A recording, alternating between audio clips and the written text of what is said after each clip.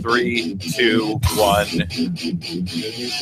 Hello, good evening, good afternoon, wherever you may be. A good morning if that's the case. Perhaps you're listening to us from a beach in Thailand. This is Hockey Primetime. My name is Conor McKenna. Thinking of warmer places. I'm here in Montreal, and I would imagine that most of the people listening right now are somewhere where the weather is terrible, because the weather seems to be terrible everywhere these days. I'm in Montreal. It's super cold, although, to be fair, I haven't left the house today. Toronto, I know it's super cold. The whole East Coast, super cold. We saw the kids in Buffalo at the outdoor game at the World Junior Championship yesterday, freezing their tails off in what was pretty to look at in terms of the weather, but the hockey, not so much. Outdoor games. You'll have to pardon me. I noticed this, and I realized this as I was just about to go on the air today. And it's like a perfect day for me if I'm able to accomplish this, although it's not conducive to doing radio monologues. But it was that I haven't really spoken all day today, which I look at as being a big win. I was binging the Unabomber show on Netflix, and I realized my girlfriend's been at work all day, so I haven't really spoken all day. You guys are the first people I've spoken to. My name is Conor McKenna. I am the host of this show. It's called Hockey Primetime. Every Saturday from 5 to 7, you can listen to us on Sirius XM NHL Network Radio, and you can also stream the show at hockeyprimetime.com on the World Wide Web, where you can find our old episodes as well. My name's Conor McKenna, based in Montreal, where I'm the host of the morning show on TSN Radio. That's my day job, my Monday to Friday job. But my passion project, and something I do on Saturdays, is go around the entire National Hockey League on a little show that we call Hockey Primetime. That's been running for years and still going strong. So thanks for making us a part of your evening, whatever it is you might be doing. I hope you're warm. I hope that things are going well for you and yours over the holiday season.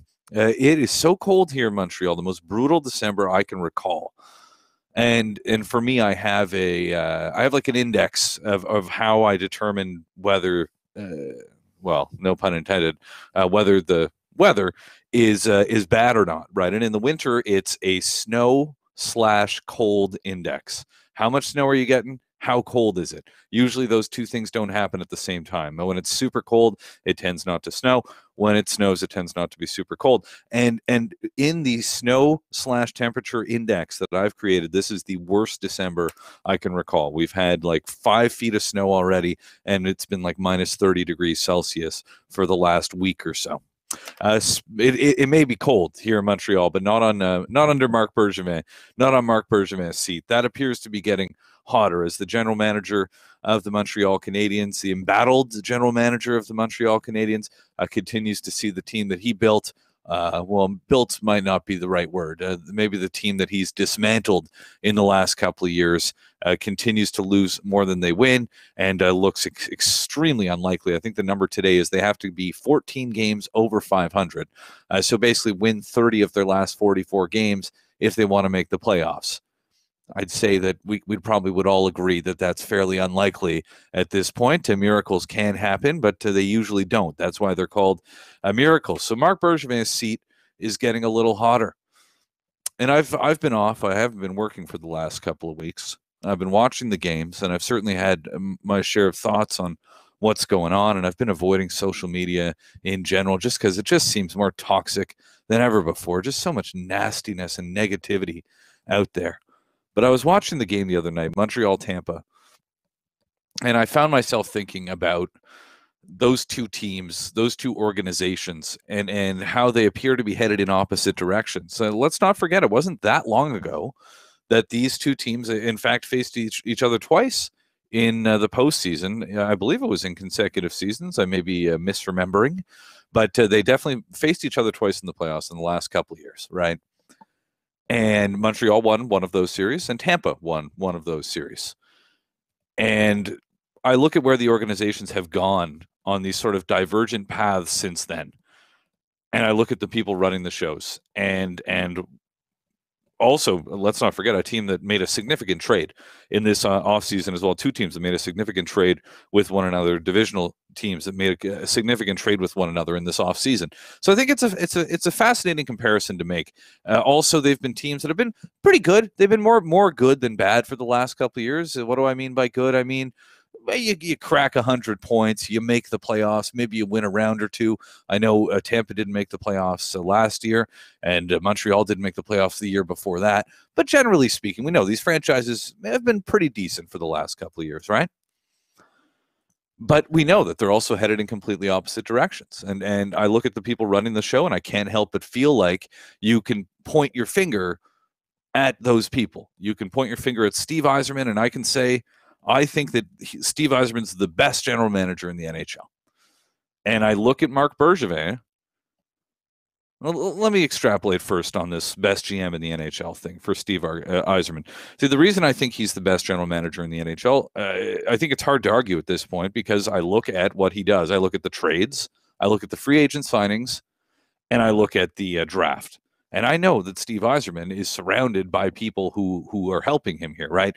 He's got a scouting staff. He's got a brilliant assistant general manager in Julien Brisebois. He's got a good coach in John Cooper. He's got scouts that are doing a good job finding talent year in, year out, regardless of draft position, right?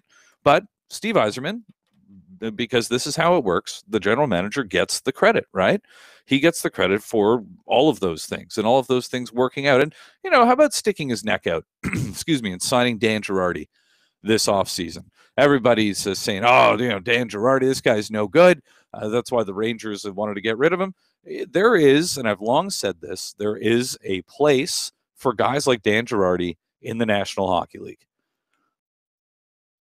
That place isn't on a first pairing making $5 million a season, but there is a place for a guy like Dan Girardi. Just because he happens to block a lot of shots and get pushed around from a possession standpoint from time to time doesn't mean he can't be and isn't a capable NHLer, and Steve Yzerman knows that. So that's an example of just sort of sticking his neck out. But, watch the World Juniors right now. Watch that game that we watched yesterday. If you saw it, Canada-USA goes to a shootout. Nice come-from-behind win for the U.S. and some impressive shootout moves by some of those kids. But look at Cal Foote out there, Tampa Bay Lightning prospect. Look at Taylor Radish out there, Tampa Bay Lightning prospect. Time and time again, you'll watch these games and you'll watch an obscure team and it'll be, oh, who's that guy? Ooh, that player looks good. Who is he? He's a Lightning property. He's a Lightning prospect. And we know their team is good at the NHL level. We know that they find guys like Braden Point, who wasn't exactly flying under the radar, but bam, I mean, you're going up the middle with Braden Point as your number 3 centerman. You're in a pretty good situation. You've built a good team. He's made mistakes too, right? I think of the Ryan Callahan contract. I think that might have been a mistake, but it happens. Everybody makes mistakes. Nobody's perfect. The best general managers in the world, they're not perfect. But the difference with Steve Yzerman is that his mistakes aren't catastrophic. His mistakes don't cripple his organization. Because I'm a firm believer that there is no general manager that does not make mistakes. Everybody makes mistakes.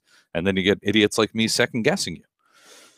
So that's why I think that Steve Yzerman's the best GM in the NHL. The proof's in the pudding. The Tampa Bay Lightning are the best team in the NHL this year, although they missed the playoffs last year. So, what the heck do I know? And he's never won a Stanley Cup. Who's the worst GM in the NHL? I don't know if this one's hard to argue. I think that Marc Bergevin isn't just the worst general manager in the NHL. I'd say it's probably by a fairly wide margin. And why do I think that? Because I look at the team that Marc Bergevin inherited a couple of years ago, 5-6 years ago now, and I look at what's happened to the team since then, and he has destroyed what was arguably a championship caliber core with Carey Price, PK Subban, Max Pacioretty, all in the primes of their careers, all at one point at cap-friendly numbers. I remember screwing up this PK Subban negotiation, having to arguably overpay for him at one point, and ultimately trading him for a player who is not as good as him and is 5 years older than him. That was bad. And there's a number of other things. I mean, we'll see if this Carey Price thing blows up in his face. But I think the difference with Bergevin is that his mistakes, some of them have been catastrophic failures that have crippled the organization. I mean, geez, you give me a Ryan Callahan contract as your worst mistake for Steve Yzerman, that's not so bad. Marc Bergevin, I could come up with a number of things, but what losing Alexander Radulov and Andrei Markov in this offseason and not thinking that those guys were key players who needed to come back and that you'd be able to recover from that, that's a catastrophic failure. And we see the proof in the pudding right now when you look at this Montreal lineup. Trading away a guy who might end up being a generational defenseman for Jonathan Drouin, who currently has 18 points through 38 games this season. That's looking like a problem right now. It may not be a problem at the end. And at the time I said, hey, bold move. Maybe this works out. I didn't feel too strongly one way or another about the trade, but it's right now. Right now, Mikhail Sergachev, the kid that they traded for Jonathan Drouin, has more points than any player on the Montreal Canadiens does. And it's a little bit embarrassing. He's got a little bit of egg on his face, Marc Bergevin. And that's sort of the perfect thing right there. That's the perfect example of the gulf between these two men who are competitors. I know they're colleagues, but they're competing against one another. Remember, right? I mean, Steve Yzerman and Marc Bergevin, they may go to the same meetings and they may even hang out and eat dinner from time to time. But at the end of the day, they are trying to beat each other. From a professional standpoint, one guy is trying to get the best of the other guy. One guy's team is trying to beat the other guy's team. And Steve Yzerman, right now, you look at what happened with the Drouin trade. What was the situation that Tampa was in at that moment? They needed to sign Jonathan Drouin. Remember all the drama and negativity surrounding Drouin. Drouin was unhappy with the Lightning. The Lightning were unhappy with Drouin. Seesaw battle back and forth. And ultimately, he ends up, clearly, was on the trading block. And they're in a tough spot with the salary cap. They can't sign Jonathan Drouin. They can't give him the money he wants and thinks that he deserves. So they have to trade him. Right?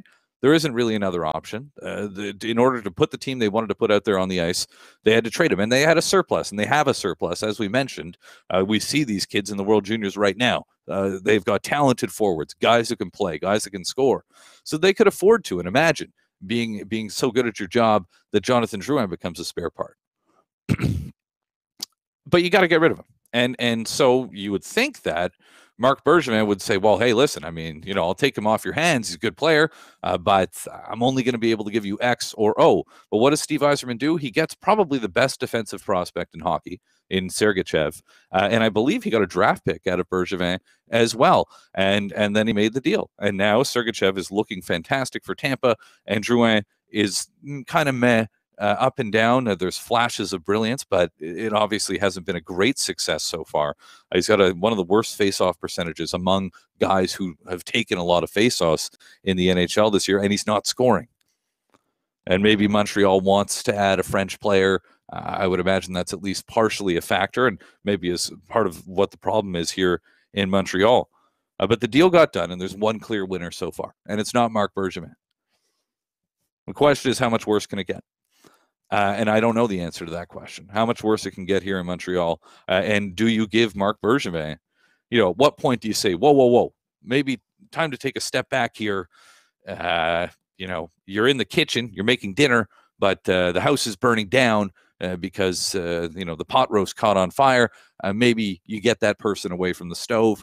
It's starting to feel that way with Marc Bergevin. What are you going to ask this guy to do? Is he going to handle your trade deadline? Do you trust him to handle the trade deadline? The guy who thought Andreas Martinson, Steve Ott, and who was the other guy? I don't even remember that he acquired. Those were the guys Montreal needed at the deadline last year.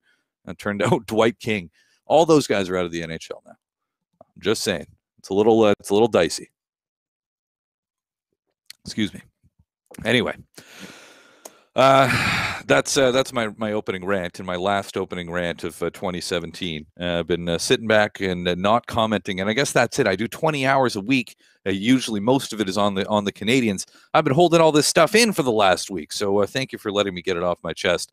And I promise that's the last time we'll talk Montreal Canadiens in this hour of the show. They may come up again in the second hour. But we've got a great show ahead for you. We've got Mike Morreale joining us. We're going to talk New Jersey Devils on the other side. We'll also get the Rangers perspective ahead of the Winter Classic with Sean Hartnett in this hour. We've got a lot to look forward to. So let's get it started.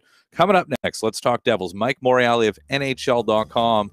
The Devils have recent losses. The Sabres, the Coyotes. Is the bubble bursting for the Devils? I know we got listeners who don't want to hear that. Let's find out what Mike Morreale of NHL.com has to say about that next. This is Hockey Primetime here on SiriusXM NHL Network Radio and streaming live at hockeyprimetime.com.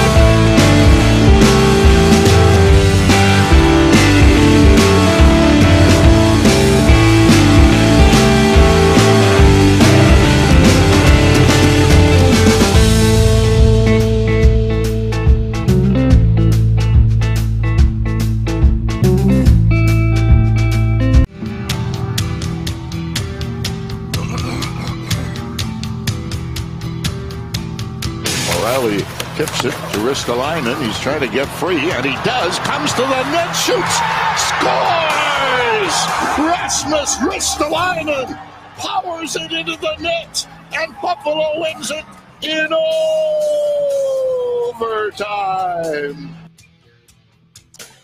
Yeah, that's how it went down as the Buffalo Sabres beat the New Jersey Devils. Devils did get a point out of that one. But how about losing to the Sabres? And what was the game before that? They lost 5-0 to the Arizona Coyotes. What's going on with the Devils? Is it time to start worrying, or is it just a blip on the radar, a bump in the road? Now, let's find out what our next guest thinks. He covers the Devils for NHL.com. His name is Mike Morreale. Hello, Mike. What's going on, Connor? Glad to be part of the program on a Saturday. Yeah, thanks for making time for us. We certainly do appreciate it. And, what do you think? I mean, those are not two teams you want to be losing to. That's not two teams that a division leader should be losing to. Any cause for concern given the opponents that they've lost to recently? Well, I mean, the Arizona game happened earlier in the month, and the Devils rebounded from that. They went on a little bit of a streak here, where a little bit of a homestand where they had won five in a row, getting points in 6 of the games, and facing a Sabres team that obviously was very hungry, a team that needed some victories. They need some wins. They need some of their star players to begin to produce. We saw that in Jack Eichel. We saw it in Aristo on a move last night as well against the Devils. But hey, the Devils, they lost by a goal last night. I don't think it's anything to sneeze at. And this is a team that, let's face it, Connor, last year they're dead last in the East. They needed to make some moves, needed to make some changes. I think Ray Shero has done that. He's showed a lot of patience and poise when he first took over in New Jersey, filling in for Lou Lamoriello. He did say that this was going to be a process. This was not going to be an overnight thing. I think the fact, and I think you'll agree, that the fact that the Devils are atop the Metro Division at this point in the season is a shock to everybody. Will they remain there? Will they stay there? Well, I think it depends on the players and the status of some of the young players that we've seen that have been able to produce. Taylor Hall last year didn't maybe have the season that he wanted in his first season with New Jersey, but this year, boy, does he look good with 36-plus points. You look at Nico Hischier, #1 pick in the draft. He was, the Devils want him as a top-line talent. Did they expect him to be a first-line center? I don't think so. Maybe second-line center to start the year, but here's a kid that's, 19 years old and getting it done, 23 points, playing over 16 minutes a game. Was Corey Schneider going to return to form? I think he has, Connor. I think, with the addition of Rolly Melanson, his goalie coach who he had for several years while he was with the Vancouver Canucks, I think that has worked wonders for Corey. You see a more structured, you see a more composed goalie in that this year. 17 wins. I know he started his 8th straight last night, lost the game, but he still has over a .920 save percentage, sub .250 goals against. And they just needed more offense from their defense as well, Connor. And I think they've achieved that. You're seeing that from John Moore. You're seeing that from Will Butcher, their acquisition from the University of Denver, who's been a quarterback on the power play, 23 assists for the rookie defenseman. So a lot of things have fallen into place for the Devils. I think they're in the right direction. Are they a playoff team? I think they should be. I think they will be in the end. But then again, if they don't make it, Connor, it wouldn't surprise me. But this is a team certainly you have to say is on the upswing. Only Tampa has lost fewer games in regulation in the Eastern Conference this year. I mean, that's how good the Devils have been, and such a key thing in today's NHL that if you're going to lose in overtime or lose in a shootout, and that's something that they've been good at. I mean, that's in this crazy division where they have a 1-point lead over the Caps and a monster game actually coming up with them tonight, as a matter of fact. Mm-hmm. And Columbus 3 points back, the Rangers are 5 back, and then the pack becomes a little more separated, but still pretty tight. I mean, Pittsburgh, it is crazy, and you said this, Mike, that if anybody had said not only the Devils in the last game of the year or close to it are going to be on top of the Metro Division, and the Penguins are going to be in, what is it, 7th right now? I mean, I think anybody would have said that you're crazy. But yeah, no, it's an amazing story. It's one of the best stories in the league so far this year. And I guess that's sort of what I wonder about, is because I know that there are those who would say that, and they might be saying similar things about Vegas, that the Devils are sort of this year's team that's riding the percentages, and will eventually sort of, the bubble will burst. I mean, are you hearing much of that? And if so, what do you make of it? Of course. Yeah, I am hearing that. And in fact, it's something that Coach John Hines just won't allow. Even when the Devils have had their winning streaks, Connor, you talk to Coach John Hines, and they're all level keel about this. They've gone through this before. When Hines was here his first year, the Devils went on a really good, a big swing, and the team was on the upswing, and it looked like things were going so much in the right direction. And then last year they fell flat on their faces, and that's what they remember. Something in training camp too, Conrad, I'd just like to bring up, is probably a good point here. When I spoke to Kyle Palmieri in training camp about how the Devils were looked at last year, not only were they losing, but a lot of other, you got the sense that teams were considering them a soft team. And when I asked Kyle about that in training camp, and he said, he's honest. He says it should tick guys off. He says, when you're last in the Eastern Conference, and then, you hear stuff like that about your team being soft, it's like piling expletive on top of expletive.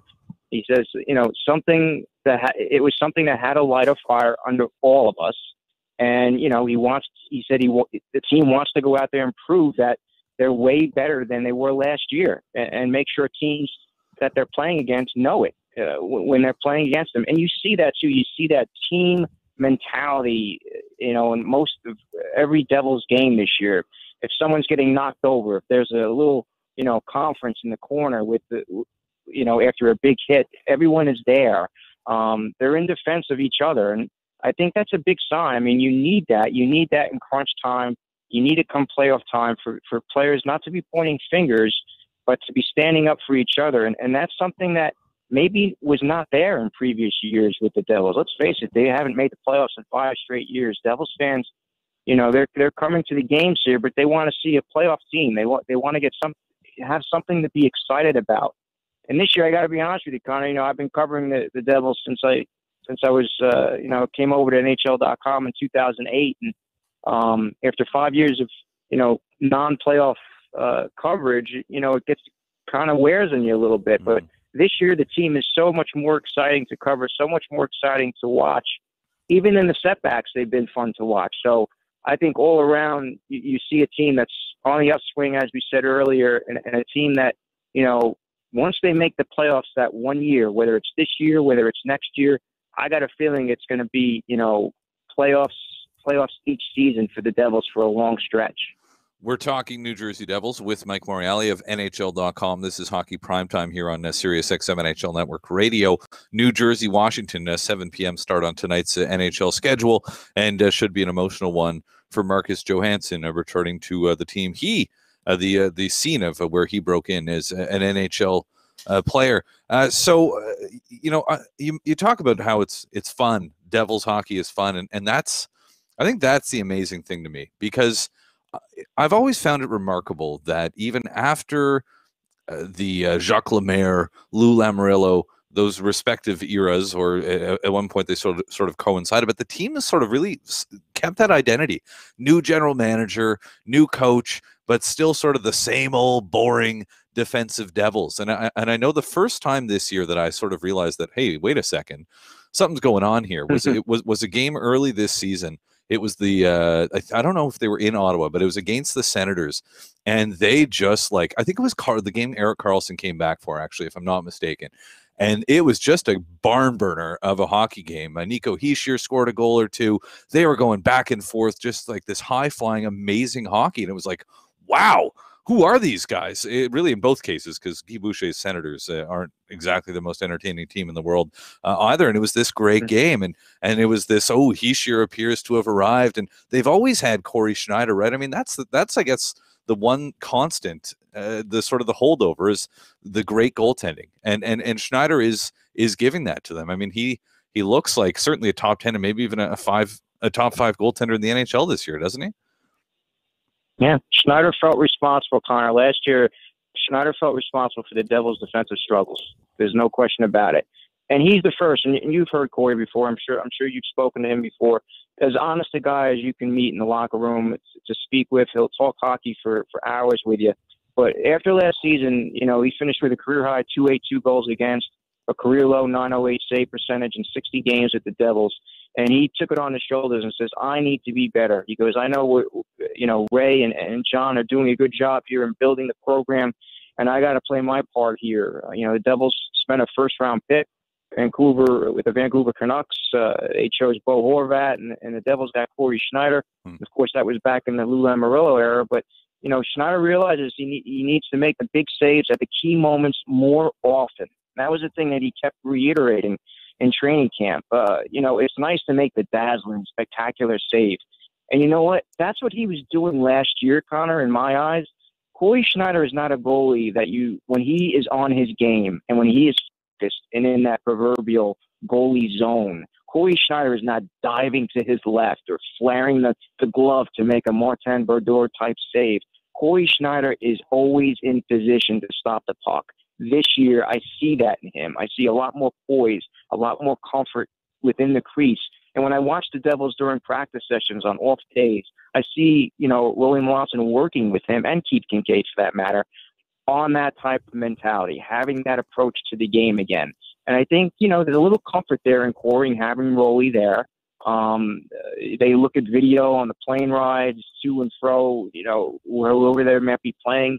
But for the most part, Corey Schneider, has returned. And let's not forget, I mean, it's always been a next man up for just about every team when you have injuries, and that's a big thing in this league. But, the Devils had lost Zajac early in the year. Palmieri's been out. Marcus Johansson was out a few games. Taylor Hall was even out. But, Jesper Bratt, a 6th-round pick in 2016, getting it done on right wing alongside this other kid, Nico Hischier, and Brian Gibbons, an epiphany here for this kid with 12 goals. Here with Ray Shero once again, who had him in Pittsburgh. Miles Wood scored again last night, 10 goals this season. That's a career high for him. Drew Stafford with 5 goals, a good third, fourth line punch for the Devils there. How about Stefan Newson, or is that how you pronounce his name? He's been tearing it up in December. Nason. Yes, Stefan Nason. Yes, Stefan Nason, a great guy. I mean, you know, he can go all over the lineup. He can go middle six, he can go top six, and that's what John Hynes likes so much about him. But then you look at Brian Boyle too, Connor, and the inspiration he has been. When he told us, the media and the Devils and the public, that, you know, he was diagnosed with leukemia in September, it was like, oh my gosh, it's like the Devils need this at this point when, you know, you got a big centerman who can go out there in the last minute of a tie game, last minute to hold a lead, and he's not going to be in your lineup for who knows how long. But Brian Boyle came back on November 10th, his 10 goals. He was on a little bit of a scoring streak there. The fans get pumped. Listening to Brian Boyle talk after he scored his first goal against the Edmonton Oilers last month was something I'll never forget. I was at that game. That's the loudest I've ever heard Prudential Center in my 10 years of covering hockey for the Devils. It was outstanding, Connor, a great moment that I'll always cherish. And Blake Coleman, too. I can't forget about Blake Coleman. He's really come up big on the PK. Maybe not, offensively, but he's not there offensively. You know, John Hynes likes to stick him in situations when they have a lead, holding a lead late in the game, and on the penalty kill, he's a terror. I mean, he could score you some shorthanded goals, shorthanded points. So, Devils all around. As long as they're a healthy team, Connor, I think they're a good team. What before I let you go, Mike, watching that USA Canada game yesterday at the World Juniors. What was your feel like? Did you like it? Did you not like it? Like, I thought it was cool. Well, anyway, first of all, let's hear what you have to say about it. What'd you make of it? Well, I mean, there are two things. I mean, it is what I think USA Hockey thought it would be. It was about the players and showcasing the players. But the game, I mean, I thought it certainly adds to the chapter of USA Canada. I mean, there's going to be great memories of the players who were in that game. And I think from a tournament perspective, it's neat to be, you know, to be the first, to see that happen here. I mean, the fans, 44,000 plus now. Let's face it, they came, there was a situation there, middle of the second period, when the snowflakes started to get a little thicker, and, they're shoveling and dumping wheelbarrows worth of snow outside the rink, where it's all about will and determination, Connor. And it's obvious, right? I mean, the ice conditions weren't outstanding, but then you get to a point where you got to see which team has it, which team has the will and determination to get that puck into the opposing end and make a play. Who's going to do it? The U.S. were able to do that twice in the third period. Went to a shootout, maybe not necessarily the greatest conditions for a shootout, but we saw the same thing 10 years ago when Sid scored against Ryan Miller, Pittsburgh against Buffalo, in a 2-1 shootout win at the first Winter Classic here in Buffalo. So brought back memories of that. Bill Daly was here, the NHL deputy commissioner, and he actually spoke about that and reminiscing about it. So it was a good feel. But overall, Connor, I got to admit, I mean, it was a great game for the optics to be there and see the snow falling, and I think overall the players had a nice experience. Cool. Hey, thanks for your time, Mike. I appreciate it. Thanks, Connor. Have a great evening. That is Mike Morreale, NHL.com on the New Jersey Devils and the World Junior Championships. It was fun to look at. You know what? It was long for me. It was a little bit long, and maybe it's just me becoming old and bitter. I just find that my appetite for outdoor hockey, or the novelty of outdoor hockey, has worn off a little bit.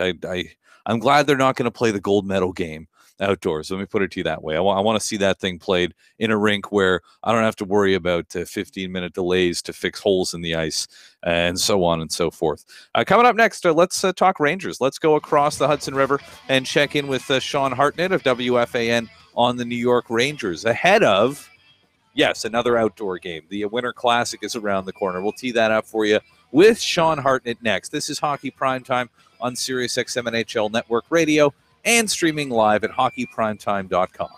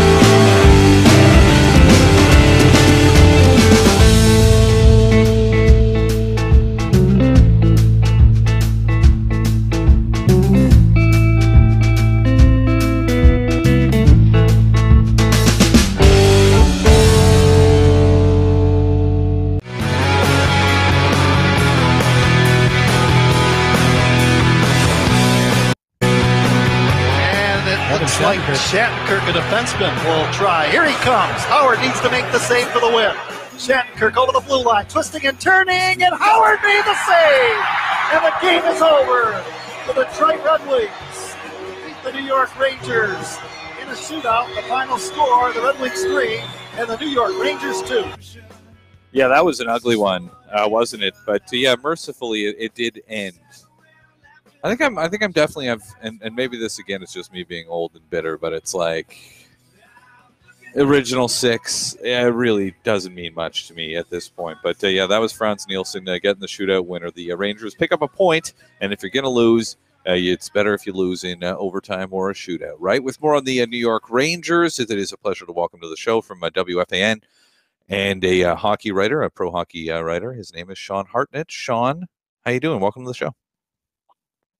Hey, Connor. Thanks for having me on. I was kind of thinking it was a little bit woe is me down here with the 10-degree weather, but, I've heard up there, it's negative 10 at night. So yeah. To be pretty fortunate. Yeah, it's terrible here. And I'm actually very thankful and blessed to say that I have not been outdoors yet today, which I'm feeling pretty proud of.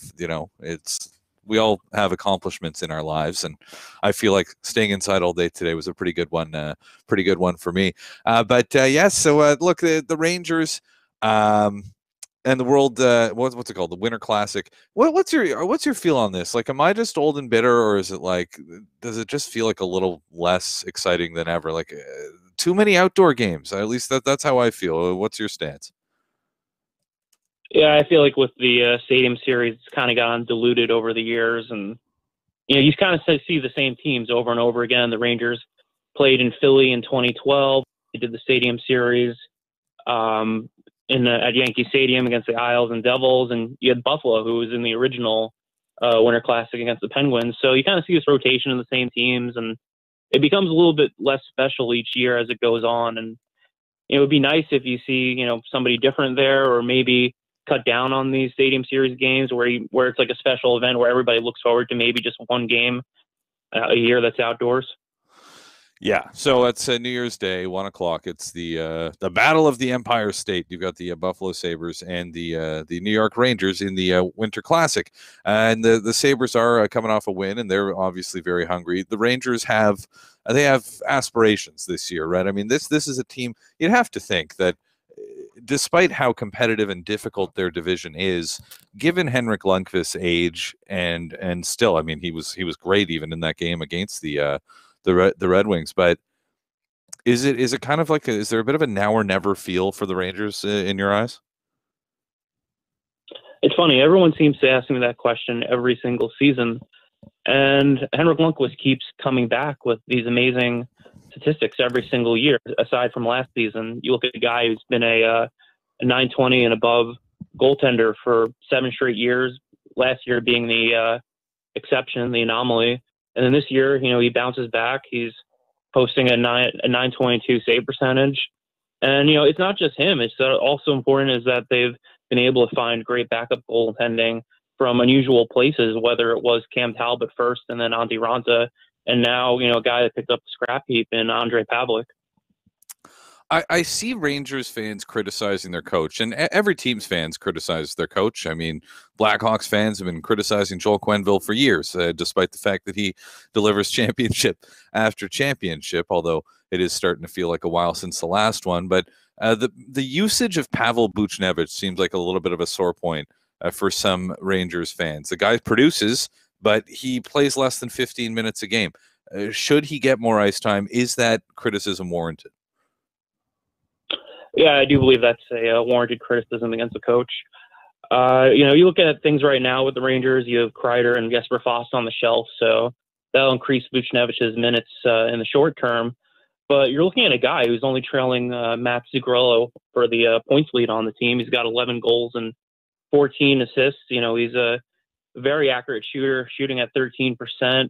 His skill is off the charts. I think every Rangers fan really wants to see more of this guy. And it's kind of strange when some days you'll see the lineup come out during practice and they'll have Buchnevich on the fourth line, and maybe he'll be sacrificed when it comes to power play time. And it's a little bit of a head scratcher because you kind of just want to see this kid just, the chain's taken off of him and just let him go. Let him be this offensive talent that everyone assumes he's going to develop into.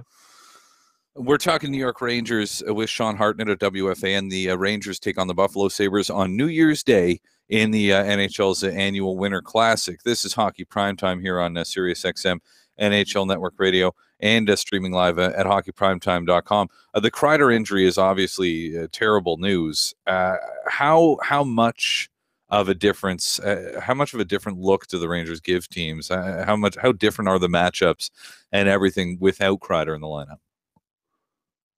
Well, every team is only as good as their depth, and any team that's top heavy and doesn't have guys that can come up from the minors or guys who can be a healthy scratch for a few games and then jump into things when injuries arise, like those kind of teams are the ones that sink. And, the Rangers have gotten a decent amount of bottom six production. There's been a few surprises here, especially a guy who people in Montreal are going to be very familiar with in David Desharnais, a guy who seems to be able to fill whatever role Mino asks him to, whether it's second line center or on the fourth line. He's given them 19 points in 35 games, so that's definitely been a nice surprise for the Rangers.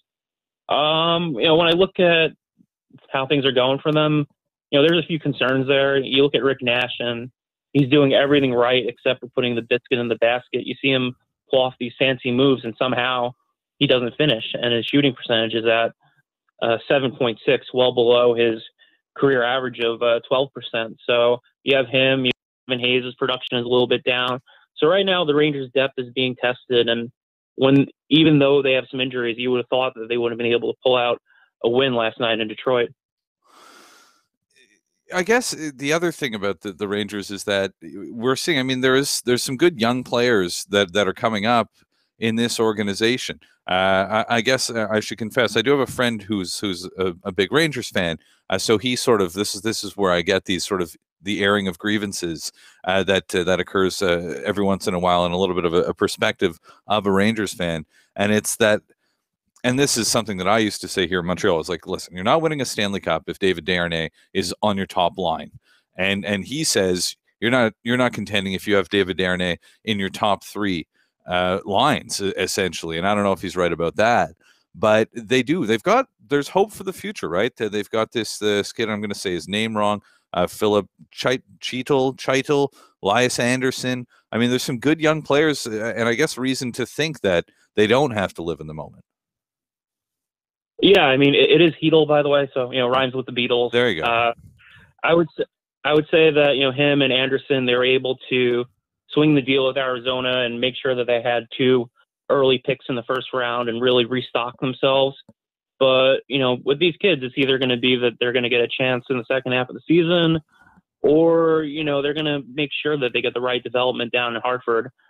I think the Rangers have done a very good job over the years of continuing to have that AHL to NHL pipeline running.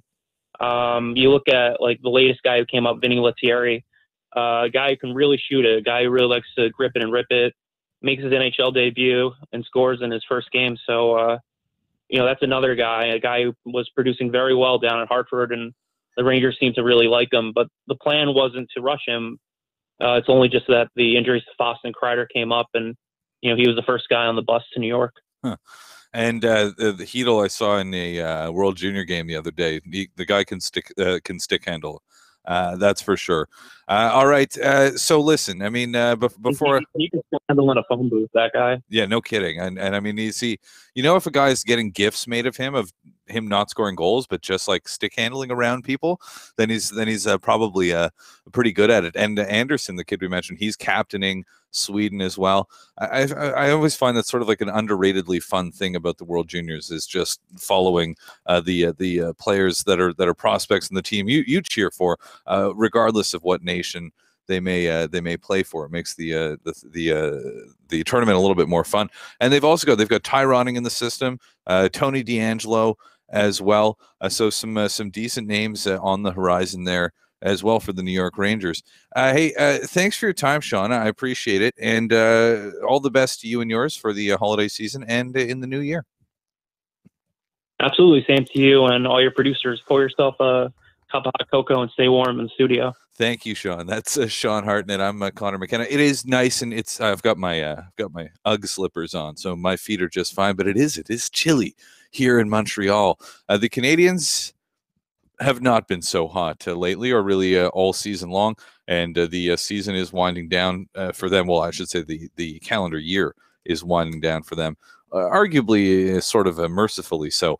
The Habs in action tonight. They're in Florida, nice and warm down there in Sunrise, taking on the Panthers as the road trip continues for Montreal. And it's their last game of 2017 for the Montreal Canadiens. And what word would you use to describe the Montreal Canadiens calendar year of 2017? Is catastrophic too strong of a word?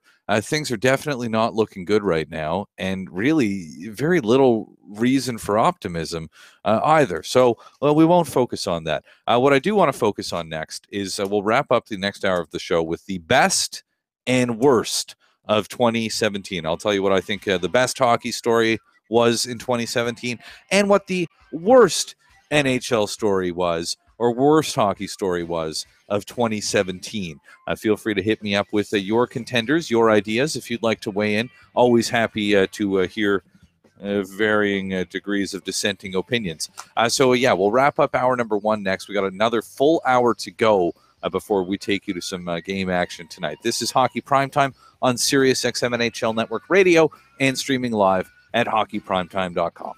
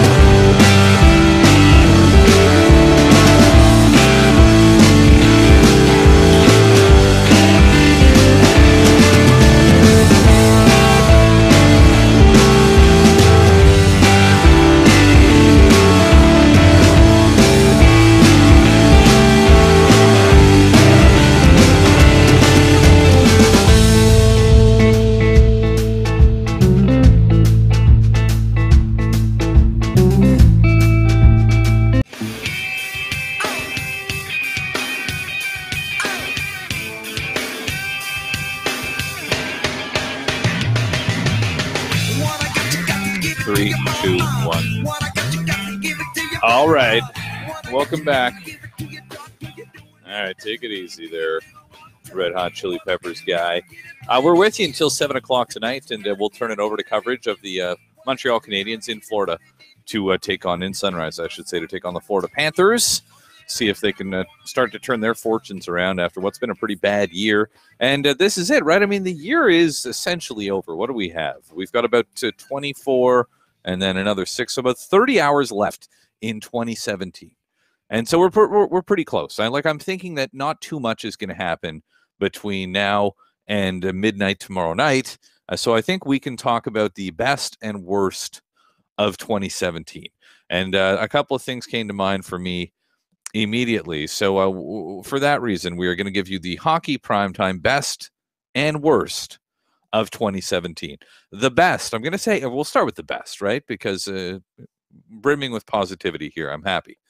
The best thing, I think that my favorite story was the Vegas Golden Knights joining the National Hockey League. And let's not forget, under the circumstances after that horrifying tragedy that occurred in Las Vegas shortly before their home opener, and that emotional opener, and the season that they've had. I mean, that's a story. So you got a new team in the NHL. You've got that whole thing with the tragedy, and the fact that they really, I think, in a way, have been the story of the NHL so far this season, so far in the 2017-2018 season. So that's my best hockey story of 2017. That's my personal favorite.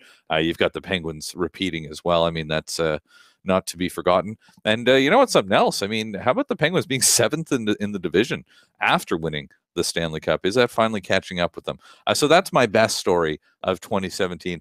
Here's my worst story of 2017. Worst hockey story of 2017. The NHL and their commissioner and their owners opting not to go to the Olympics. I must say that as somebody, and I know you out there in Minnesota, you hockey fan out there in Buffalo, wherever it is, winter, and I know those of you in California and Florida, you guys just don't understand. Winter is miserable for most of us. And I know there's somebody listening who says, I love winter. Winter's great. You know, and you're really into snowmobiling and snowshoeing and, you know, snowmobiling. And I think I already said that one, but whatever. You like winter. All right. Good for you. You're weird. But winter is awful. Like, it's super cold. Life is just way more difficult. You don't get to spend time outside. One of the rare relieves of winter is the Olympic hockey tournament every 4 years. And we don't get to have that. Well, I mean, we do get to have that, but who cares, right? I mean, if we're being honest here, does anybody really care?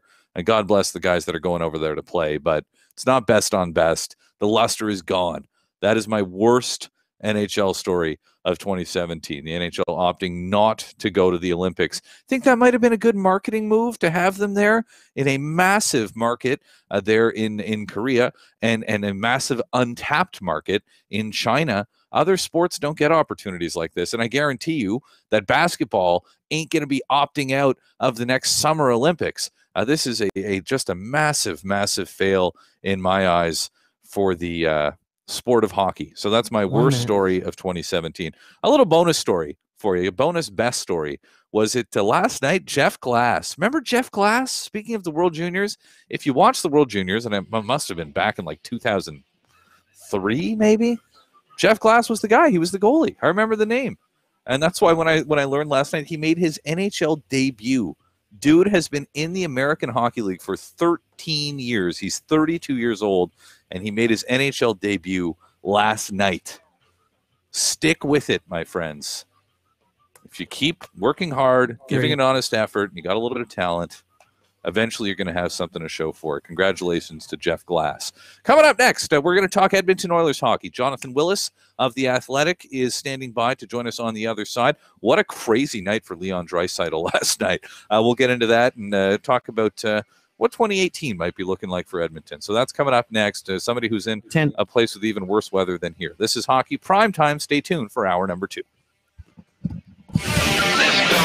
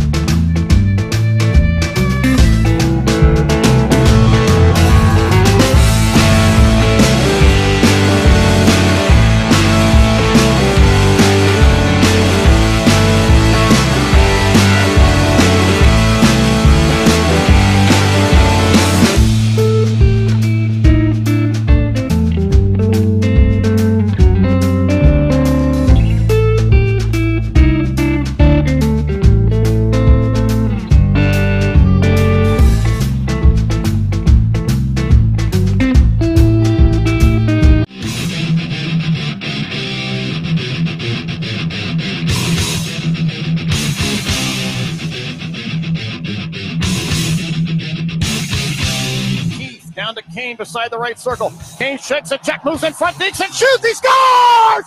Patrick Kane scores in overtime, and the Hawks beat the Oilers in Jeff Glass's NHL debut. The Hawks win 4-3, and they're off the Hawk bench to mob Jeff Glass and Patrick Kane, who give one another a hug right in front of the penalty boxes. What a scene here. The Hawks win in overtime 4-3. Patrick Kane shoves it home at 50 seconds of overtime. Well done by the boy. Yeah, wow. What a goal, what a finish, what a game that was. The Chicago Blackhawks and the Edmonton Oilers. Patrick Kane lighting it up. Leon Draisaitl, none too happy about it after the game. What did he say? He made me look like a junior player, said Draisaitl, who was kind of apoplectic, like being able to use that word. I mean, he was appeared to be extremely disturbed by what happened in that game, a game in which he spent long portions, I believe it was of the third period, glued to the bench, and then he does get out there. And then that happens in overtime. Guy did tie up the game. He scored the game-tying goal as well. Just a roller coaster night for Leon Draisaitl last night. With more on that and the story with those Edmonton Oilers, a pleasure to welcome back to the show. I think we can safely say for the last time in the year 2017, a chance to chat with Jonathan Willis of The Athletic in Edmonton. Hello, Jonathan. Hey, Connor. Always good to come on the show. Yeah, pleasure to have you here. And quite the night for Draisaitl last night, wasn't it? Yeah, that's some up and downs. You don't usually get to score the critical game-tying goal and then get embarrassed one-on-one on the winner like that.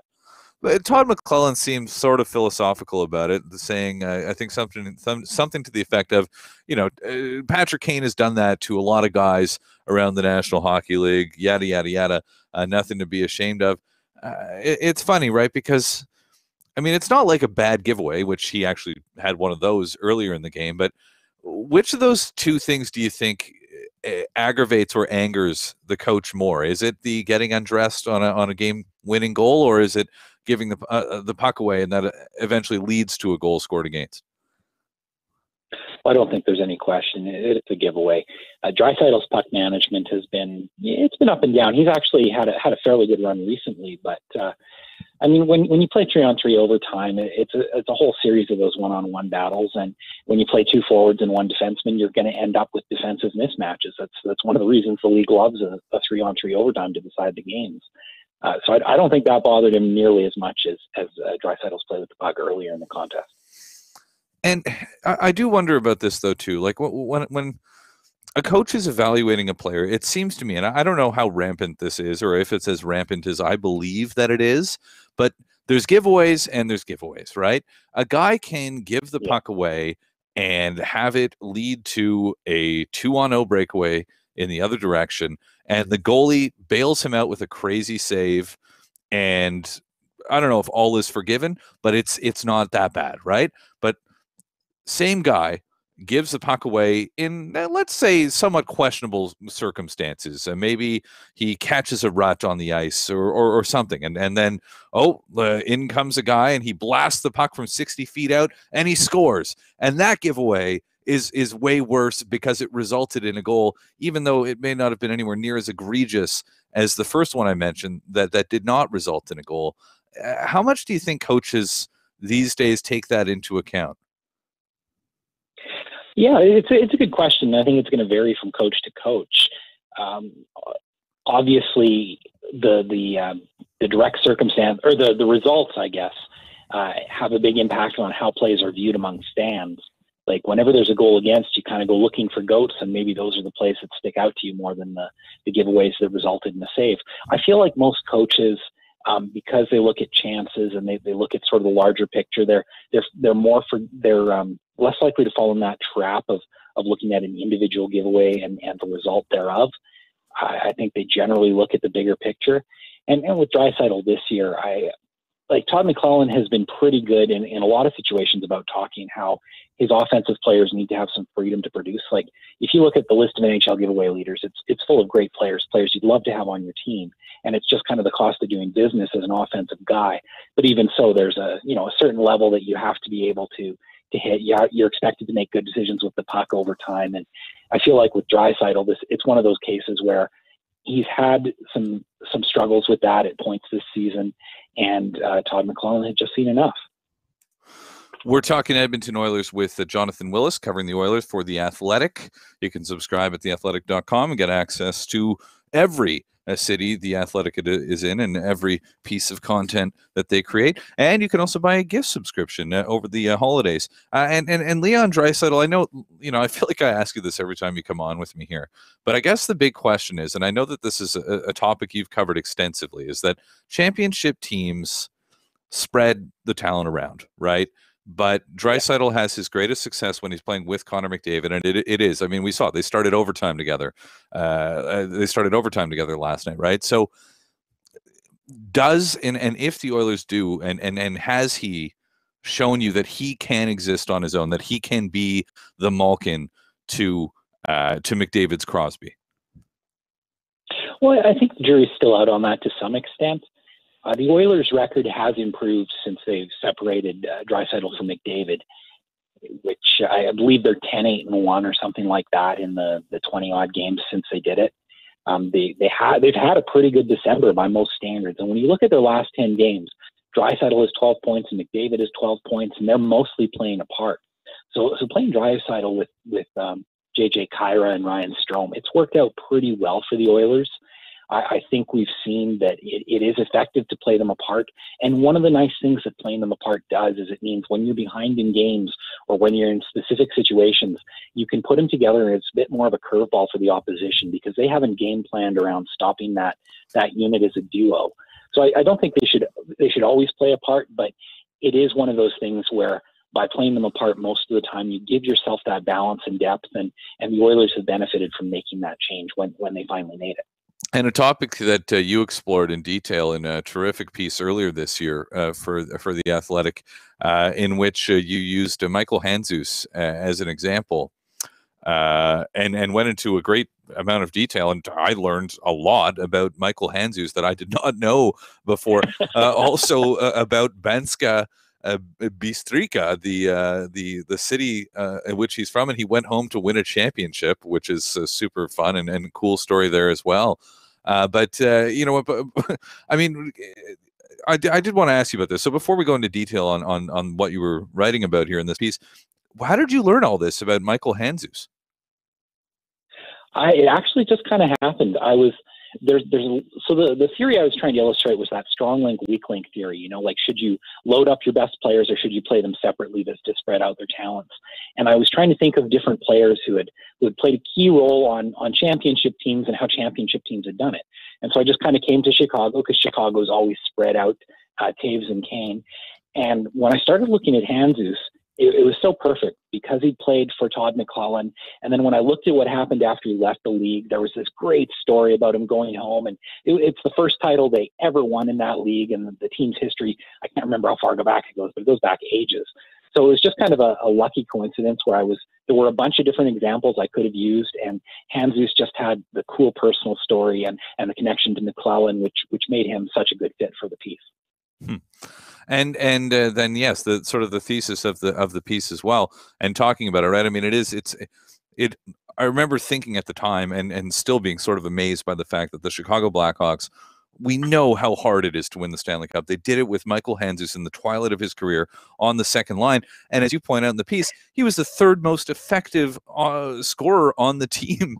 I guess at 5v5 or whatever, right? I mean, it was crazy. And then he was basically, I think a year later, he was gone, right? He was no longer in the National Hockey League. But that's the thing, right? And that's from an Oilers perspective. I guess that really is the $1 million question is, it's not so much do we have to, because it appears, and according to, I think, your thesis, they do. But can we spread that talent around? And do you need that sort of Phil Kessel for the third line, right? Everybody talks about Crosby and Malkin, but you kind of need a Phil Kessel too these days, it seems. Yeah, it's an interesting situation the Oilers are in. And when you look at what Pittsburgh has done with Kessel, they've won with Kessel on his own line away from both Crosby and Malkin, and then they've won with Kessel playing with Malkin. So you can go either way. And for the Oilers, I think that player is Ryan Nugent-Hopkins. It's been a subject of considerable debate in Edmonton whether you can pay three centers $6 million a year each. And I think you can, especially when you have the option. If you want down the road, you can have Connor McDavid anchoring that top line and then move Draisaitl to right wing and play him with Ryan Nugent-Hopkins.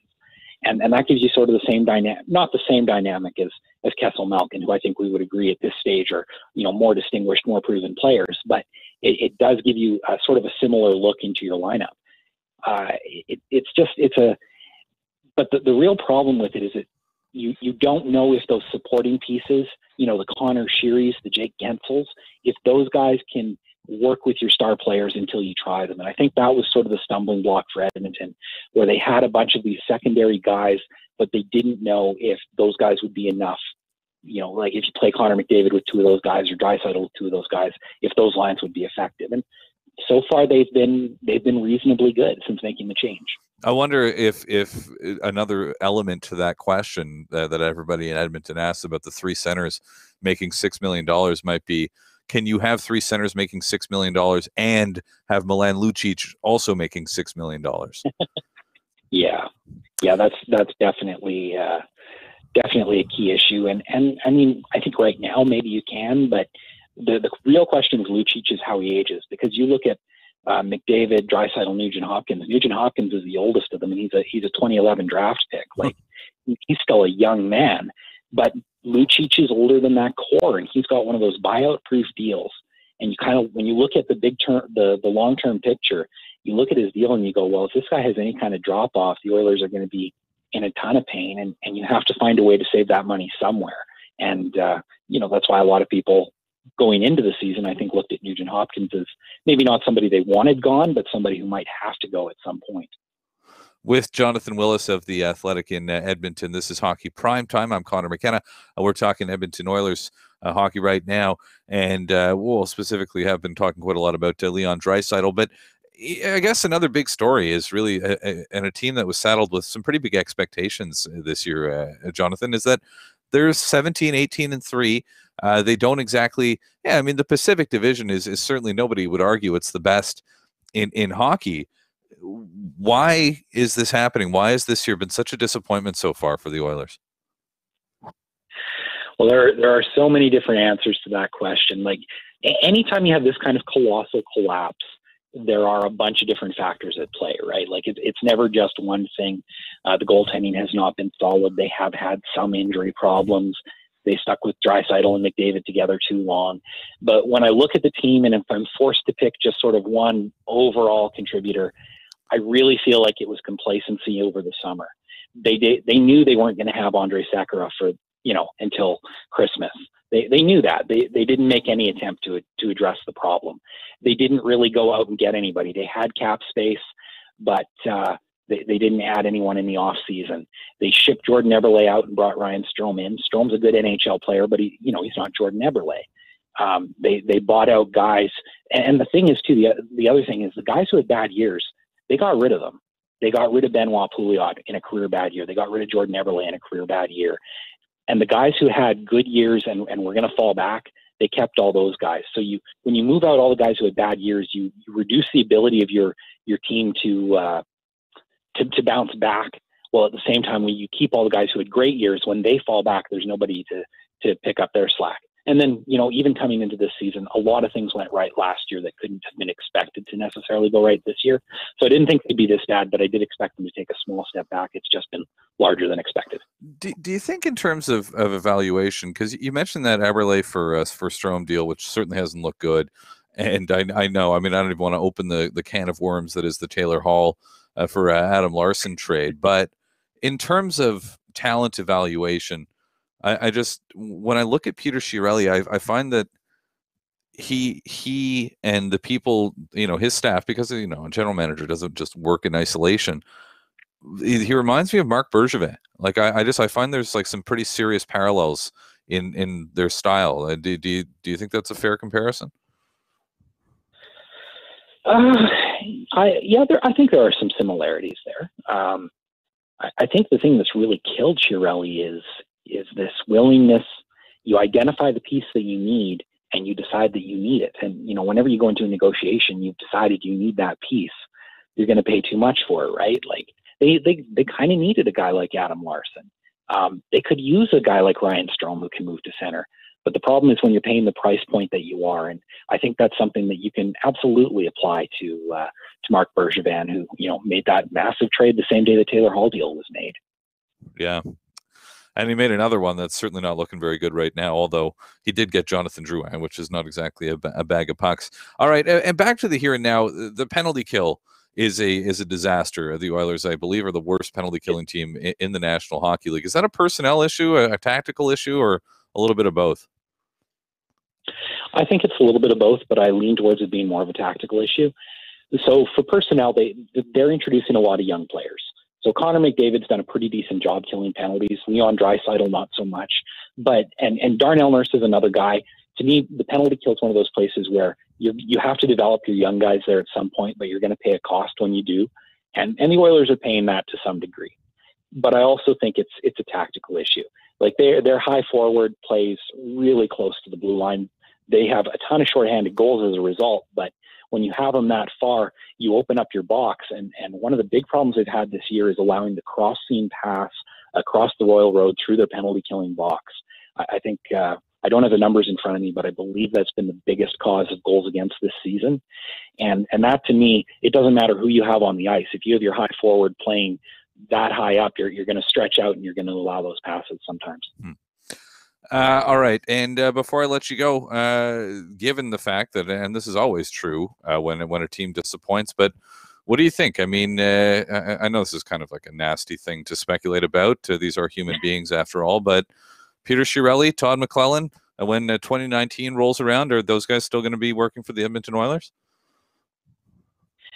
I think that if the Oilers miss the playoffs, there's no way both of I would find it extremely unlikely that both would survive missing the postseason. And for different reasons. Like we've talked about Chiarelli's summer moves to some degree. But when you look back at what Peter Chiarelli was saying over the summer, he was talking about things like having balanced scoring and having his three centers on different lines. And he was talking about things like that. And Todd McClellan played with it in training camp and then went into the season and totally went away from it. And they played 20 games and they got in a massive hole. And now they're kind of coming out of it a little bit. So you could make a case that either, the coach gets fired for not executing the GM strategy, or the GM gets fired for a really weak summer. But if they have one great month, they could still make the postseason. And if that happens, it wouldn't surprise me to see both of them survive. Well, it's going to be fun to watch, and I'll be enjoying following along with Jonathan Willis of The Athletic. Thank you for your time. We appreciate it. Very much my pleasure, Connor. Great work in 2017, and hopefully I'll be able to make an appearance in 2018 too. I'm already looking forward to it. Thank you, Jonathan. Happy New Year. That's Jonathan Willis. I'm Conor McKenna. This is Hockey Primetime. And we're in the last hour of 2017. Oh, I'm feeling so many feelings, so many emotions. I'm gonna miss you guys. Well, no, I'm not. We're gonna be back next week, so nothing's gonna change. It's just gonna be a new year. How long does it take you to get used to writing 2018? Do you ever write things with a pen anymore anyway? Coming up next, Bill Hoppe is going to be joining us. Let's talk a little bit about the Buffalo Sabres. The Winter Classic is right around the corner. Do you have Winter Classic fever? Does Buffalo have World Junior fever?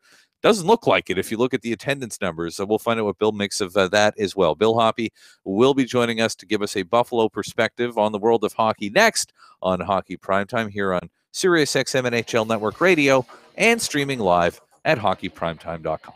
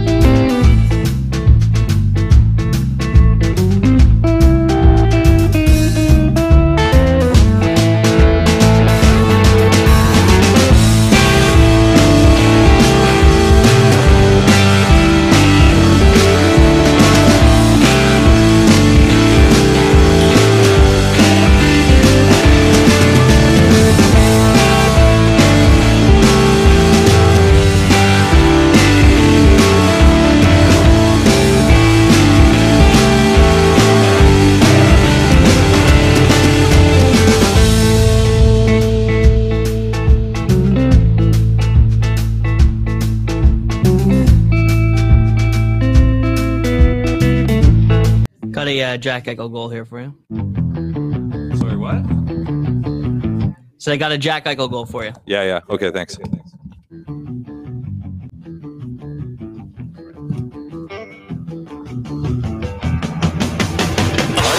it around on the boards again. Devils trying to get it out of there. Can't do it. Sabres keeping it in. Shoveled back to Ristolainen. He clears it off. And it's dumped across. Hey, so they shot right on. They score! Jack Eichel. Holy mackerel. He ripped it into the net. And Buffalo on the power play has tied the game. Yes. It's so close you can almost taste it. Winter Classic. The Winter Classic. How quickly we get to another outdoor game. How many does that make? Anyway, whatever. It's Winter Classic time. It's the Bridgestone NHL Winter Classic. I can't believe Ace Frehley is going to be performing. I mean, how do you get an act like that? The NHL continues to step it up. And I'm kidding, of course. But I'm excited. Yeah, it's an outdoor game. It's something to do on New Year's Day with your hangover. Watch a little hockey, a little outdoor hockey. With more on the Winter Classic and the Buffalo Sabres, it is a pleasure to welcome back to the show, covering the Buffalo Sabres as he does and has done for years. It's Bill Hoppe on the line. How you doing, Bill? I'm good, Connor. How are you? I'm well. Bill's with the Times Herald, and you can read him at buffalohockeybeat.com. That's the website to read his work. So give me, what's your level of Winter Classic excitement on a scale of 1 to 10? Probably about an 8. It hasn't gotten a lot of hype this year. Yeah, I'm kind of excited. I had a 4:45 a.m. train ride here to New York, so I have to be excited. You know what I mean? There hasn't been a lot of hype this year for obvious reasons. I think the biggest is the Sabres just aren't very good. And if the Sabres were good, then I think it would be a much different feeling. But at the end of the day, this is still a unique game. It's a once-a-year thing. It's become a tradition for some people. And I didn't think I would be that excited, but as it's gotten closer, I've become more excited. I think it'll be fun. I think it'll be, even seeing the uniforms is fun. Just seeing the excitement of the players and the staff is fun. So I think it'll be a nice day. Yeah, sure. And hopefully the weather will be a little bit better than what we've seen in some other recent outdoor games.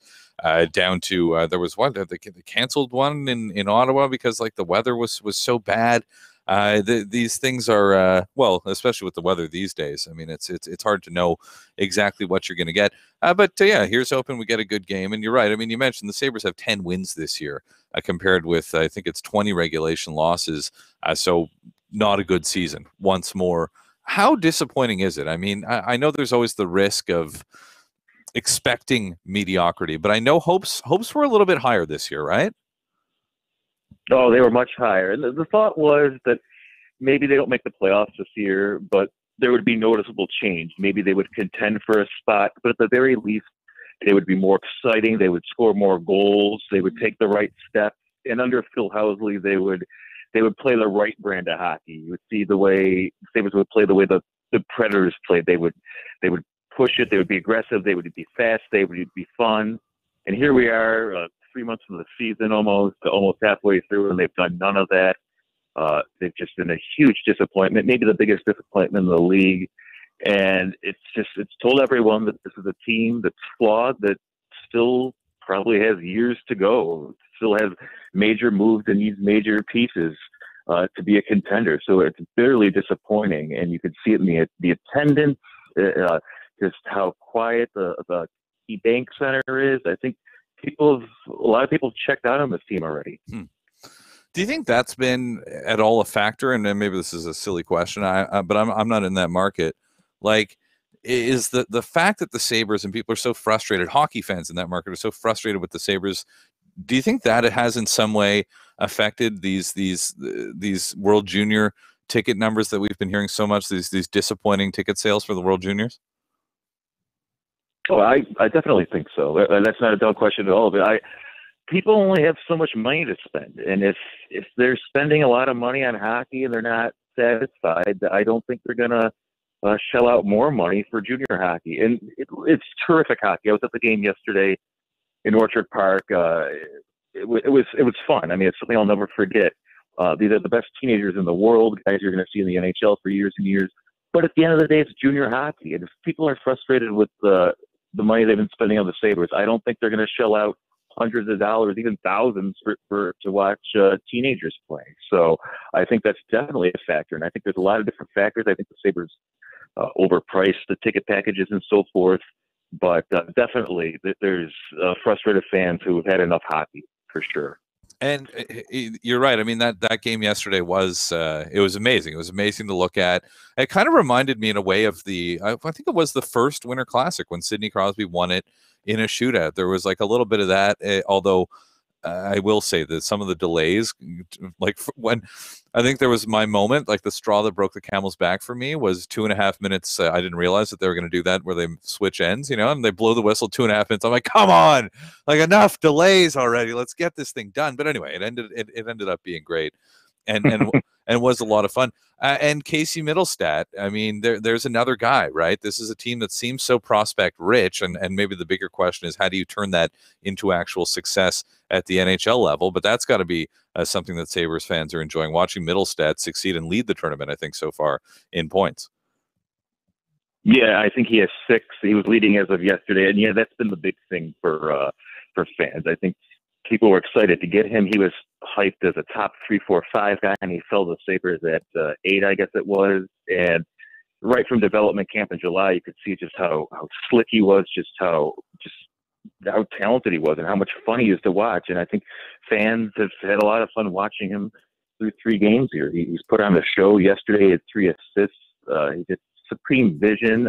He could have scored a shootout goal. It's been a lot of fun, and I think there's going to be a lot of cries now for him to turn pro, maybe in just a few months. He looks pretty close, obviously, against NHL talent. It's going to be tough. He's still only 19. He's a freshman in college, but I really think you're gonna hear a lot of buzz about him maybe turning pro come March. We're talking Buffalo and Buffalo Sabres with Bill Hoppe. You can read him at buffalohockeybeat.com and follow him on Twitter at Bill Hoppe, Hoppe NHL. Sam Reinhart, I'm curious about, as somebody who's not watching this team every day. Rookie, 23 goals, 42 points. Last year, second season, 79 games played, 47 points. His goal numbers dropped, but his assist numbers went up, 47 points. This year, 38 games played. The guy's got 11 points. He's a number 2 overall pick. And you might have hoped that this was going to be sort of a breakout season for Reinhart. He's currently pacing for like less than 25 points. Well, what's going on there?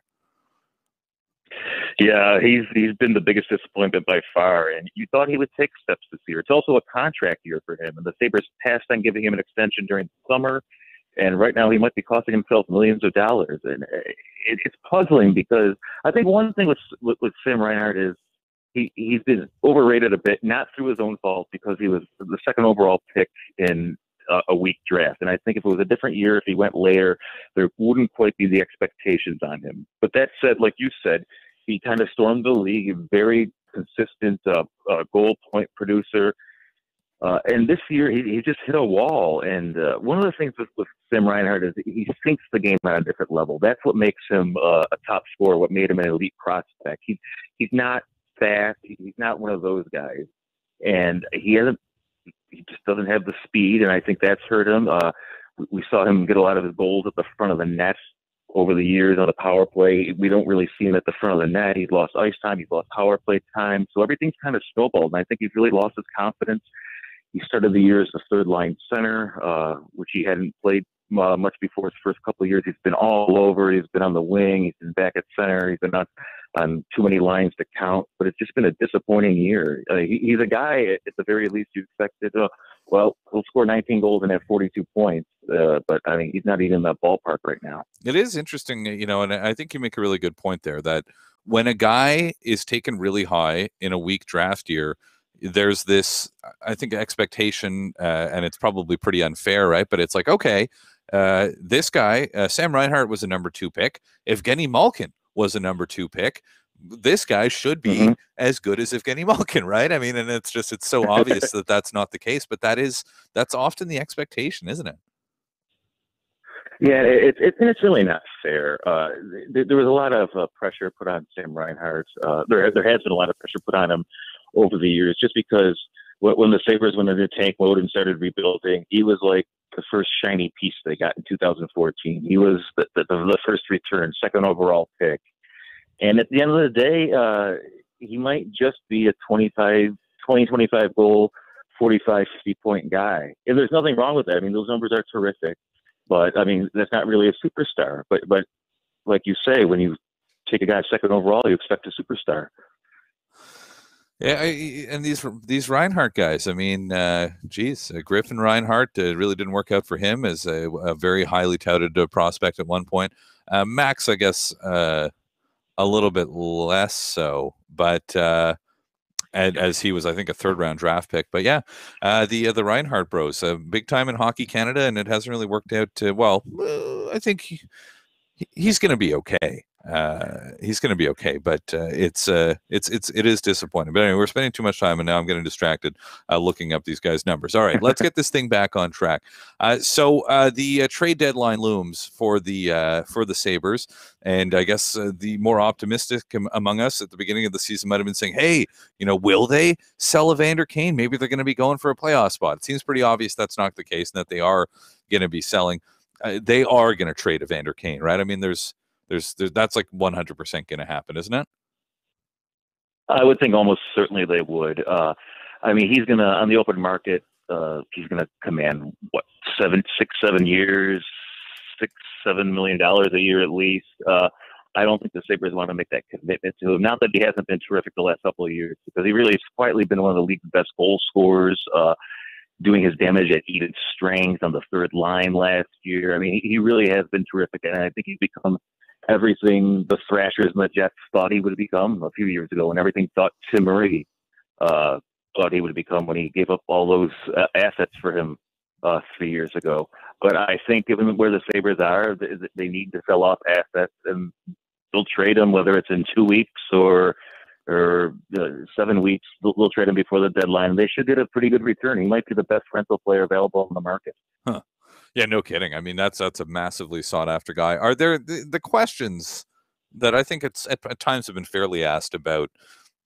I don't know. I don't know what the right word is, but whether it's character or off ice issues or whatever, has some of that sort of faded away? There's been an incident in the last year and a half. The incident he had when he was in town for the draft, when the draft was in Buffalo in 2016. That got taken care of. Nothing really happened. He was more or less clear to that, and he's been fine since then.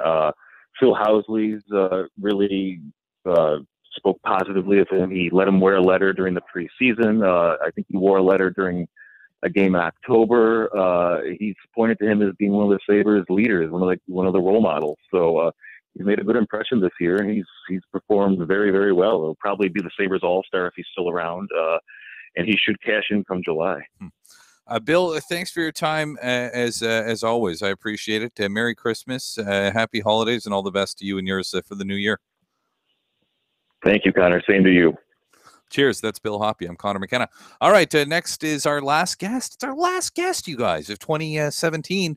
I'm very excited about the year ahead. Kevin Kurz of The Athletic is going to be joining us next. We'll talk San Jose Sharks. We've been given far too little attention to the San Jose Sharks this season. So let's put an end to that. Kevin joins us next. This is Hockey Primetime here on Sirius XM NHL Network Radio and streaming live at hockeyprimetime.com.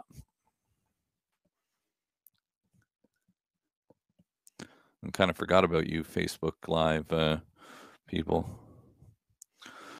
I don't know what to do.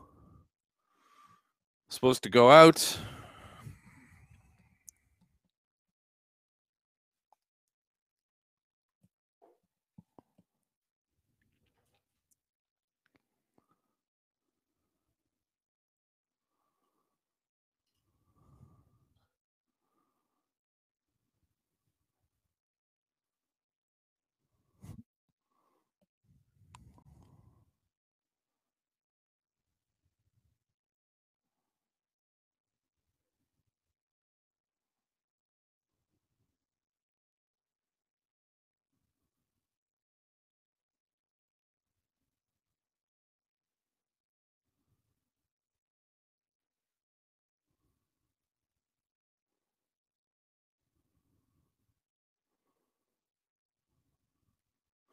Oh boy, what am I doing? So many tabs. Hey, Connor. Yo. Hey, delete crash. I mean, that's why there was no music at the end of that segment. But I'm gonna play it off a song off the thing. Like you'll still be able to talk to everything, and then while you're talking to this guy, I'm gonna restart it and everything. Oh, okay. Yeah, there'll just be no song, so just count me down, and I'll call you back up. Okay. Sorry, no, there will be a song. There will be no goal, is what I meant. Oh, okay. Yeah.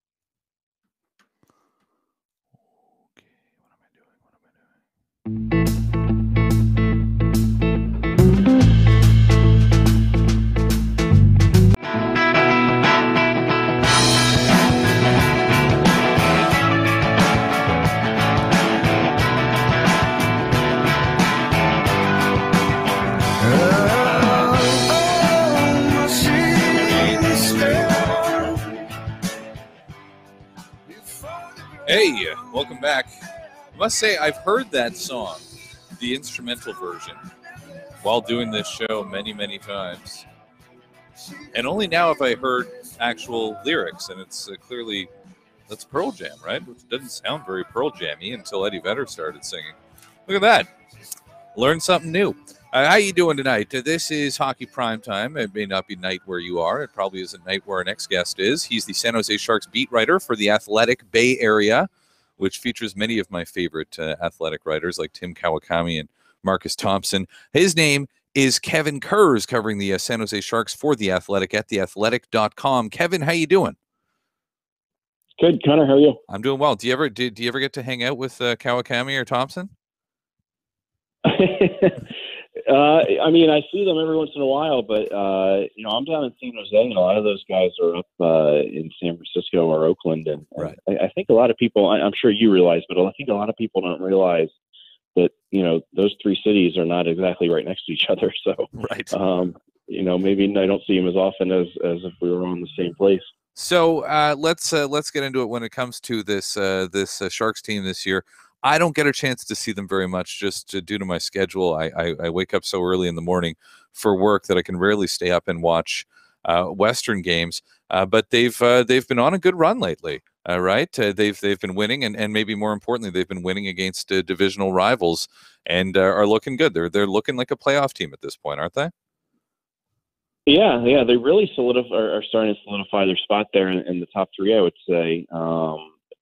They just had a stretch of 6 games against specific division opponents, and they went 4-1-1. So some real big wins. They beat Calgary a couple times. They beat the Kings.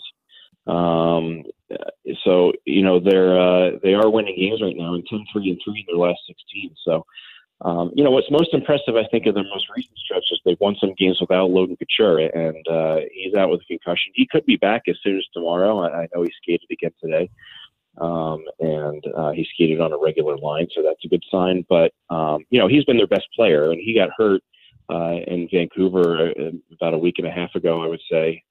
He had been their best player at that point. I don't think there was any question about that. But he went out, and now they've won their last 3 in a row. So they're doing some good things. The strength of this team all season long has been its ability to keep the puck out of its own net, and its goaltending. Martin Jones and Aaron Dell have both been great. Martin Jones went to a little bit of a rough patch, but now the power play is starting to really heat up, and that was, I think, the one aspect of the game that they really needed to get going in order to start winning games, I think, more regularly, and that's happening now. So they look like a pretty dangerous team, and they're playing some good hockey right now. Absolutely. And they've still got Joe Thornton, and he is extremely old, but continues to be very good. But I guess there's been some questions about his line mates in terms of consistency. And I know you wrote about this recently at The Athletic. Jannik Hansen with Thornton and Pavelski, is that something you could see working long term? Well, it doesn't look like it because Thomas Hertl was back on that line today, and I don't know if that was just Pete DeBoer experimenting with things. But, you look at that line. Thornton obviously is coming off of that major knee surgery, and he went through a stretch in mid-November where he didn't really look right. He was clearly dealing with some health issues. Joe Pavelski got hurt late in training camp, and now he's really started to heat up. And he's been with Thornton essentially for the whole season, but wasn't producing at the rate that he normally produces at. And, it's another guy getting a little old, at least older. He's 33 now. But DeBoer told us recently, we knew there were some health issues going on with Pavelski too. And DeBoer even said a couple days ago that it was in his hand and wrist area. So, he wasn't taking a lot of face-offs. He wasn't scoring a lot of goals. But the strength of Joe Pavelski's game is his hand-eye coordination. He's not the fastest guy out there. So if he's dealing with a hand problem, he's going to have trouble putting the puck in the net. But it looks like that he's recovered from whatever he was dealing with there. And, they've been rotating left wings on that line really for the better part of the last 2 seasons. Just haven't been able to find somebody there. And they had Yannick Hansen in there. That's why they went out and got Hansen last year at the trade deadline, is because they envisioned him in that spot because he had experience playing with the Sedin twins. Didn't really happen.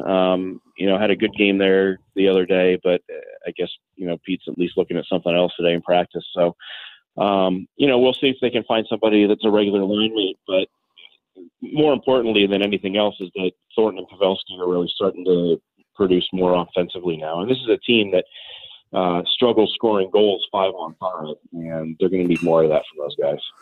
How much of the on and off the ice, in your estimation, and I know it's a difficult one to measure off the ice, but how much have they missed Patrick Marleau, who I believe when he left, this was the longest serving member of this team.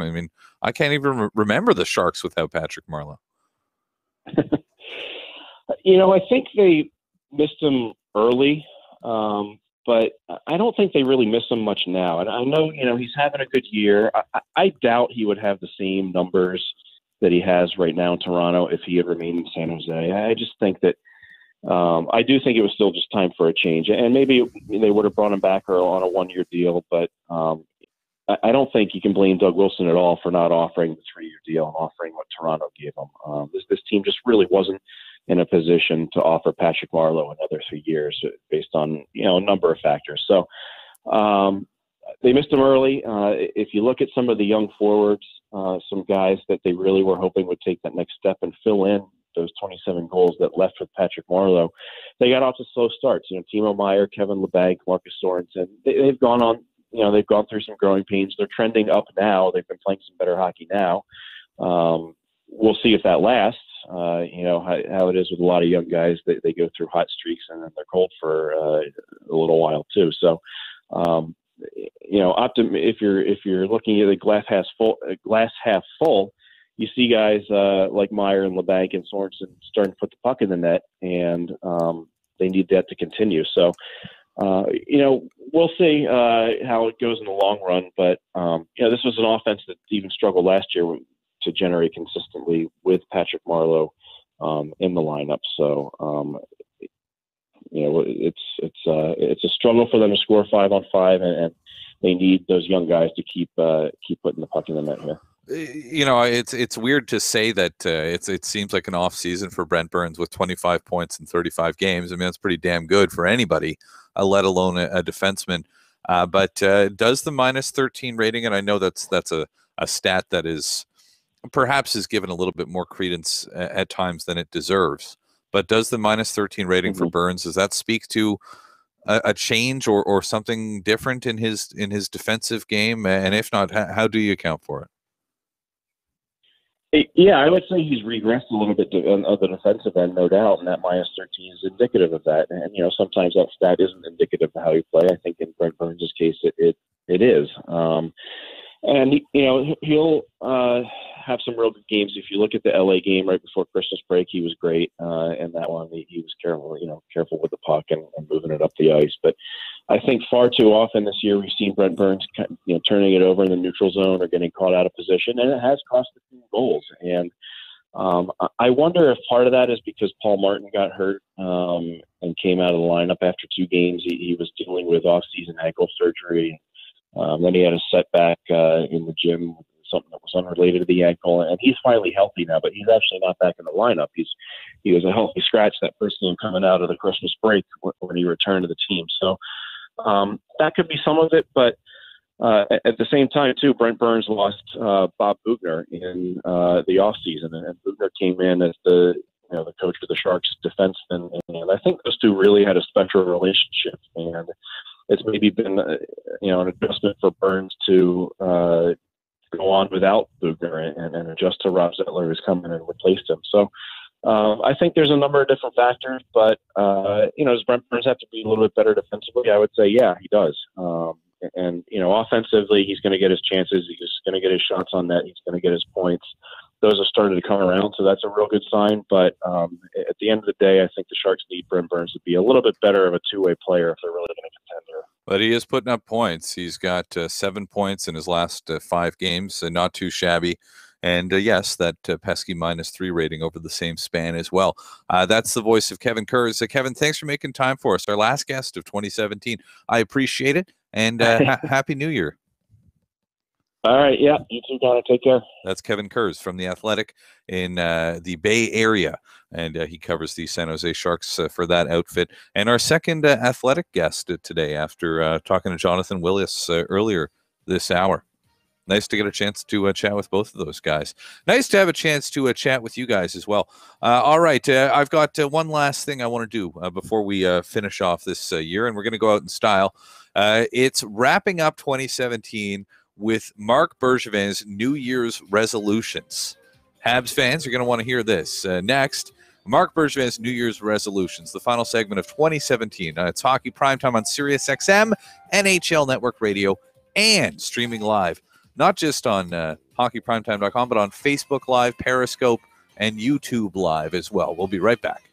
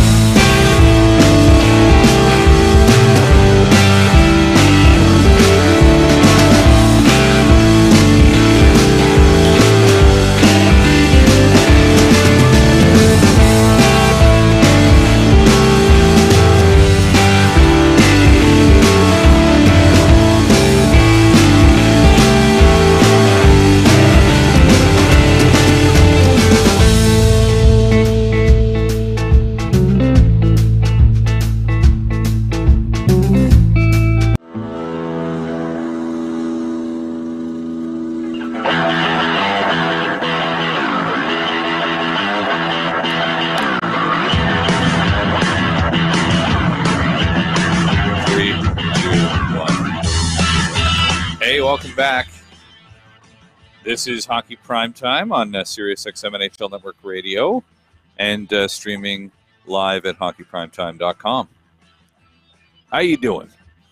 How'd the year go for you? I think it was a difficult year for a lot of us. And it was a great year for a lot of us as well. I thought it was interesting to hear President Obama say the other day in, what was an enlightening interview, right? Because, people are so so reactionary, and people they're so upset, and everything seems to be like such a big deal all the time. And something that former President Obama said in an interview the other day, I don't recall who he was being interviewed by. Oh, it was by Prince Harry on his podcast. And he said to him, with all the alarmists and negativity and things, people talking about the state of the world, that there's no time he would rather be born in. If he could choose a time to be born any time in human history, he would choose here, and he would choose now. And I thought that was an interesting bit of perspective, because life is pretty good, and we do have a lot to be thankful for, even when things are difficult. That's my wisdom stolen from a former president for 2017. So yes, and now a lot less wisdom in this next segment. I'm calling it Marc Bergevin's New Year's resolutions. Listen up, Canadiens fans. Marc Bergevin, if you're listening, you probably know he's the general manager of the Montreal Canadiens, and appears to, at least on some level, have sort of driven the franchise into the ground over the course of the last couple of years with some significant trades and transactions and moves that haven't worked out. I mean, geez, that Carl Alsner contract is looking bad, isn't it? Who saw that coming? Anyway, Marc Bergevin's New Year's resolutions. Number 1, get more fourth liners. That's his first New Year's resolution this year, I think. And I think the next one, get more defensive defensemen. He wants to get some more defensive defensemen. Those are the Marc Bergevin New Year's resolutions. What I really do hope, though, for the sake of the Montreal Canadiens franchise, I grew up cheering for the team, and I'm not, say, full disclosure, I wouldn't say that I don't really consider myself a fan anymore, but I still care about the team, and I spend a lot of time talking about them. I would like for the team to be successful. I really, truly would. It would give me a great deal of pleasure.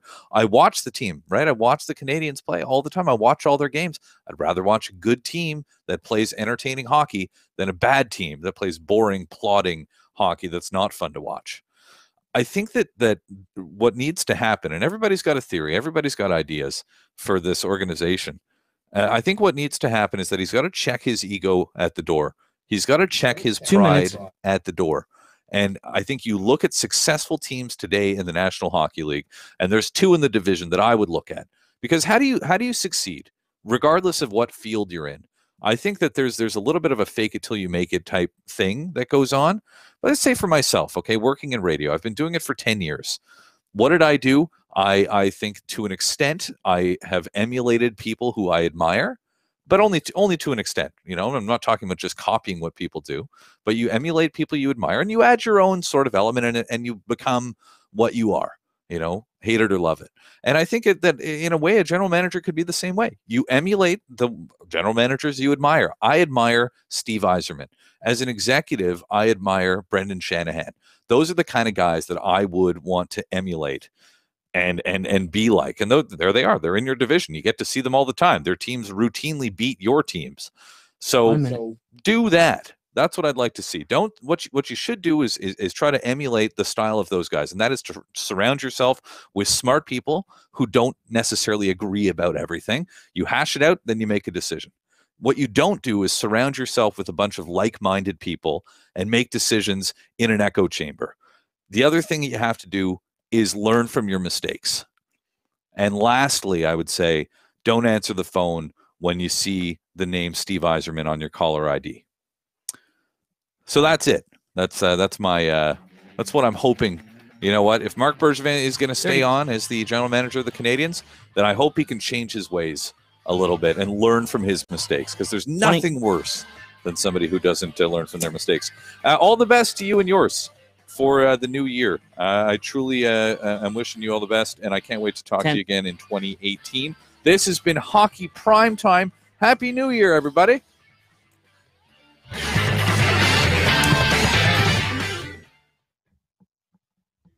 Awesome. Thanks, Connor.